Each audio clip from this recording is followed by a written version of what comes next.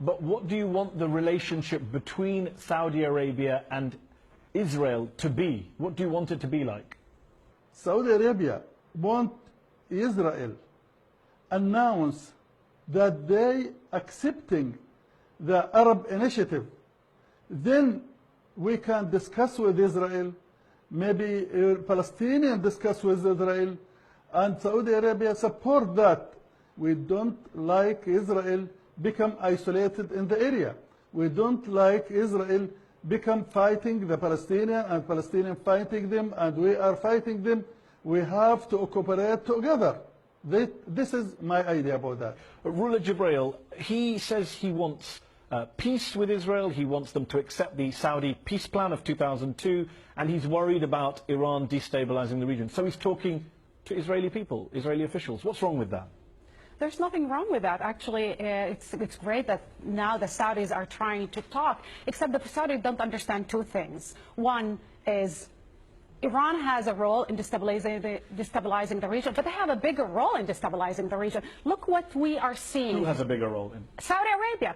Look at their interference. They are financing terrorists and tyrant alike with one goal: to export their Wahhabi, exclusionary, puritanical sect of Islam. And everybody else has to be killed, whether they're Shia or Sunni moderates. Regarding the Palestinian issue, it's a smokescreen. The Israelis have spoken, General, and have spoken clearly. And in a democracy, and I know that you don't maybe understand how democracy works, it's very clear. When people vote for a government and decided for the Netanyahu government, and the Israelis voted for that government doesn't want any peace initiative, not the American one, let alone the Saudi one. Let General Eshki respond.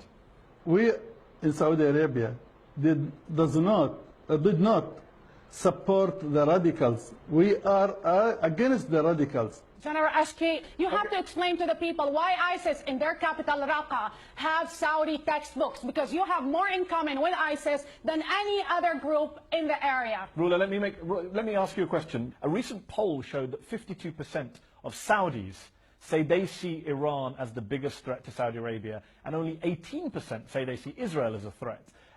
What would you say to those who say that General Eshki, when he reaches out to Israel against Iran, he's simply reflecting Saudi public opinion? He's doing what his people want. But this is what Saudi have been trying to do since the beginning of their establishment, that their form of Islam is the only legitimate path to God.